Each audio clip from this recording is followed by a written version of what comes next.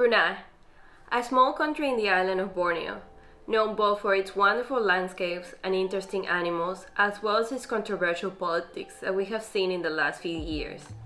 I had the privilege to travel to Brunei in June, and here I'll give you a recount of my experience and everything there is to know about how to travel to Brunei.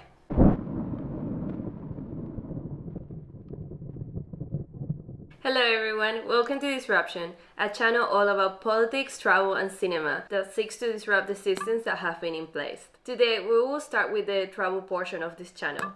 I visited Brunei for 3 days in June, and I must say, out of all the countries I've been to, Brunei was unlike any other. As I mentioned before, Brunei is a country that has received a lot of criticism over the years, but also a lot of praise. Healthcare and education is completely free for its citizens, and fuel prices can be as low as 50 cents per liter, cheaper than water. But it has also been criticized for its treatment of human rights, especially when it comes to anti-gay laws. My time in Brunei was so short that I don't think I can give you a moral assessment of the country. You might actually have to live there to actually experience it. But I must say that those criticisms about human rights should be taken seriously, especially when it relates to anti-gay laws.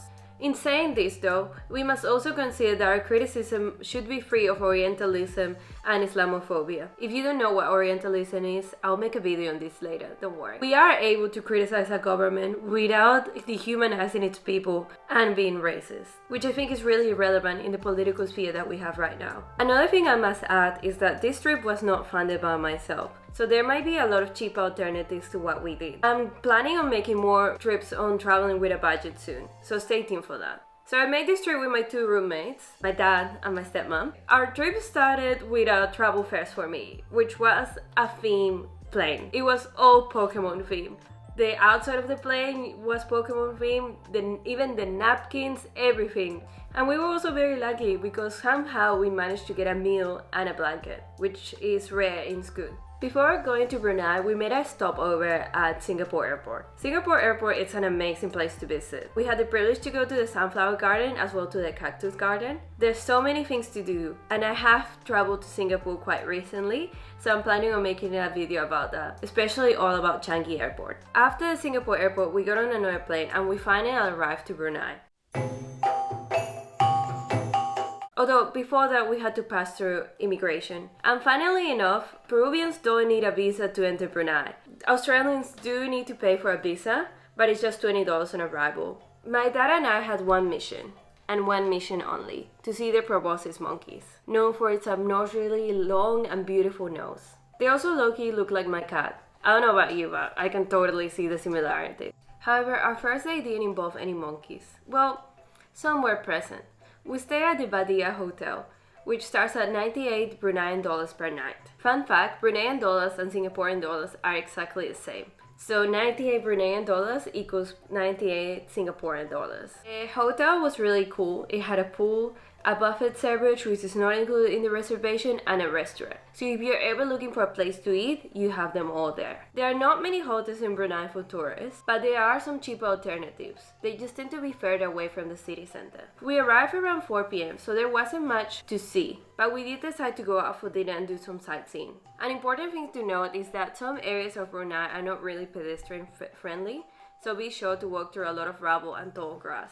Like I said before, fuel is very cheap in Brunei, so most people drive instead of walk, which is probably why there are not many sidewalks. Our sightseeing started with a nice view of the river near the Omar Ali Saifuddin Mosque. I'm so sorry for that pronunciation. Where we saw a friendly croc and a lot of people exercising. We then stumbled upon some very nice food stalls near the Hua Ho Jianshen shopping center, where I tried shaved ice cream for the first time. It also had red beans, which unfortunately I didn't 100% enjoy, but it was still really interesting to have a bean dish that was not savory but sweet. I don't know, it was really weird for a South American. We walked around a bit more and then decided to head to the hotel for dinner. Day 2.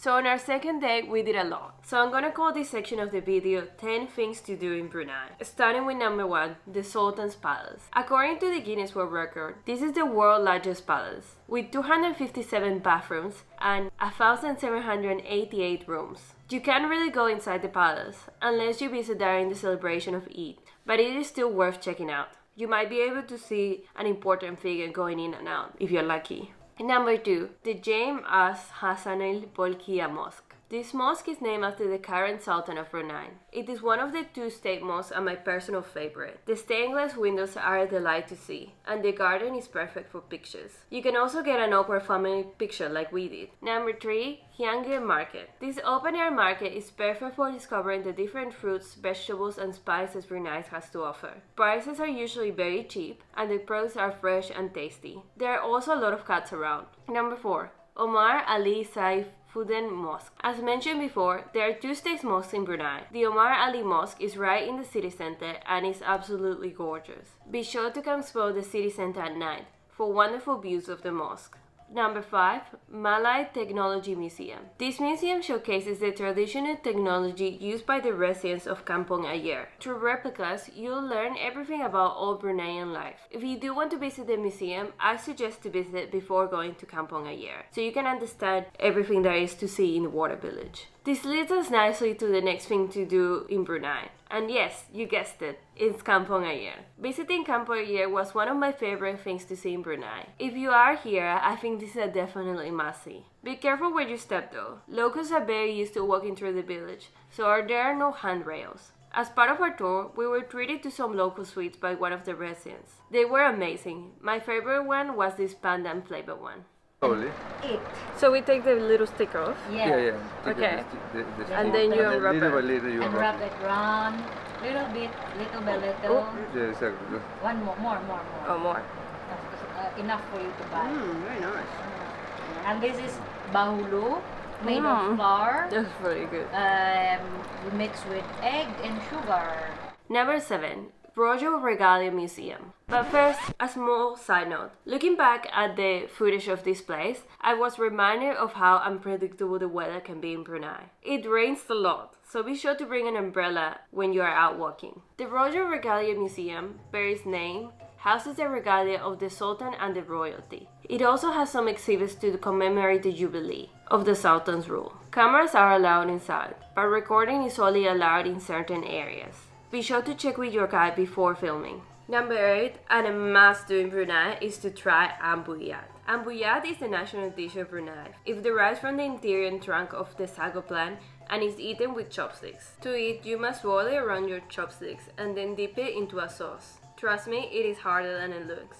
The sauce are usually spicy and or sour. Some are even derived from durian, which are very tasty. I highly recommend you to try it if you are ever in Brunei. Number 9, the Gandong Night Market. The Gandong Night Market is filled with amazing smells and affordable food to munch on. This experience gives you an insight into Brunei's cuisine. There are also tons of friendly cats to pet. Be sure to bring some cash with you though, as there's no FPOS machines. Day 3. Our last must do in Brunei requires a bit more time and energy. So after a long day of touring around, we went back to bed to rest for the exciting day ahead. And now, my favorite thing I got to experience in Brunei, and number 10 in the list, is the River Mangrove Safari. The River Safari is a journey that takes you around the mangrove in Brunei, where you get to see cheeky monkeys, lots of crocodiles, and native birds. Our captain had a prolific eye for spotting animals and a wide lens to admire them. Of course, my father and I were most excited to see the famous and beautiful proboscis monkeys. The monkeys sometimes can be hard to see due to weather conditions and predators, but we were very lucky. The size of their nose signifies the maturity of the males, and the longer it is, the more attractive they are to potential mates. These amazing animals are native to the island of Borneo, Brunei being one of the few places in the world where you can see them. This is how the monkeys look in a way better camera, by the way, that I most definitely cannot afford. As we waited for the night to settle, we drove around and explored what the mangroves had to offer. There was one last thing we needed to see before leaving. It doesn't capture too well on camera, but those little specks of lights are fireflies. My only experience with fireflies before this was from Princess and the Frog, so this was a nice surprise. But I must say, there are not many differences.